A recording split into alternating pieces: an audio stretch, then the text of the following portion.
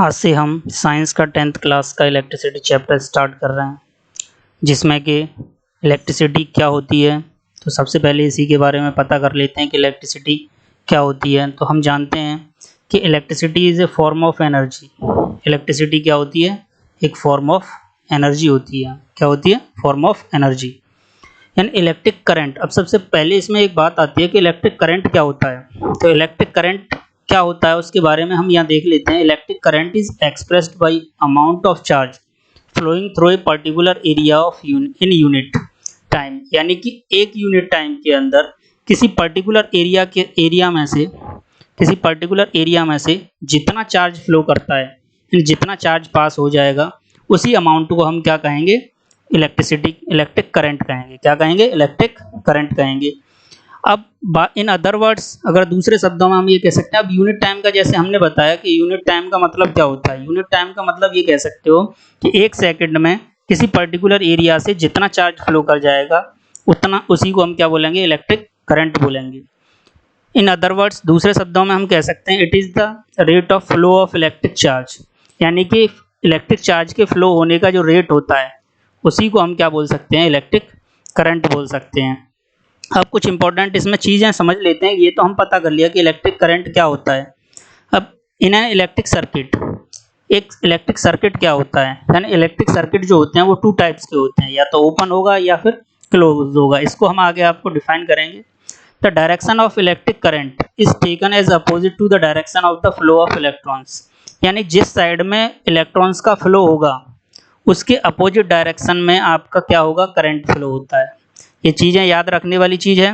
यानी कि जिस डायरेक्शन में आपका करंट फ्लो होगा, यानी कि उस डायरेक्शन में फ्लो होगा जिस डायरेक्शन में अगर इलेक्ट्रॉन्स फ्लो हो रहे हैं, उसके अपोजिट डायरेक्शन में हमारा क्या होगा?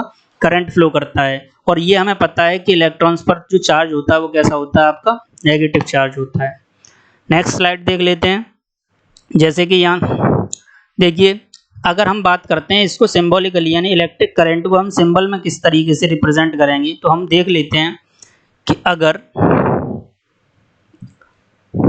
यहाँ से इसको इरेज कर देते हैं। देखिए, if A net charge Q, अगर हम ये कहते हैं एक नेट चार्ज Q है, flows across any cross section. अब ये क्रॉस सेक्शन वर्ड क्या होता है ये समझ लेते हैं हम।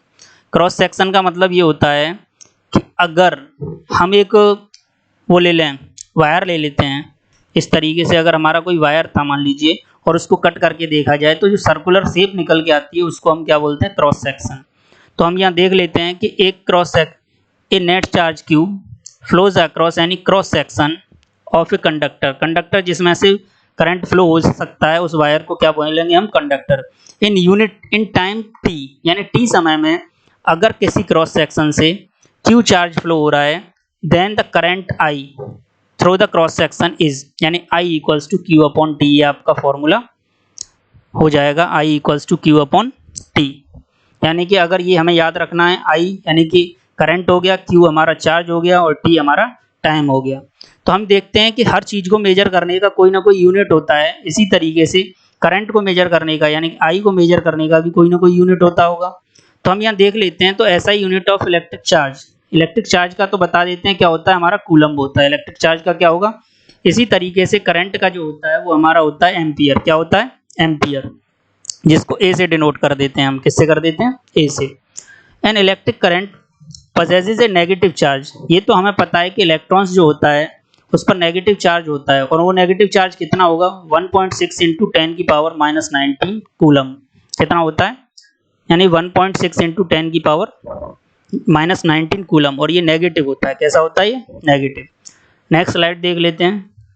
अब बात आती है electric current is expressed bye a unit called, हमने बताया अभी कि इलेक्ट्रिक करंट को मेजर करने का जो यूनिट होता है वो क्या होता है? आपका एम्पियर, और उसको कैपिटल ए से रिप्रेजेंट करते हैं। अब ये एम्पियर वर्ड आया तो हम देख लेते हैं, named after the French scientist, यानी एक फ्रेंच साइंटिस्ट थे, उनका नाम था एंड्री मैरी एम्पियर। क्या नाम था? Andre Marie Ampere. यानी 1775 टू 1836 तक रहे थे ये, यानी कि इन्हीं के नाम पर हमने इसका इलेक्ट्रिक करंट का क्या नाम रखा? एम्पियर, यानी इसका यूनिट जो हो गया वो क्या हो गया? एम्पियर। अब देख लेते हैं, चलिए क्वेश्चन एग्जाम में आता है कि 1 एम्पियर क्या होता है? 1 एम्पियर की आप डेफिनेशन बताइए।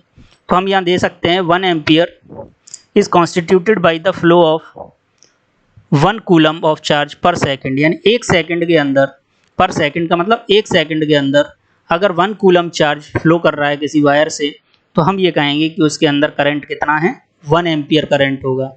तो करंट को मेजर करने की कुछ बड़ी यूनिट्स भी होती हैं और कुछ छोटी भी होती हैं। जैसे कि अगर हम बात करते हैं 1 मिली एम्पियर, मिली एम्पियर को MA लिखा जाएगा, तो ये होता है आपका 10 की पावर -3 एम्पियर के इक्वल होता है।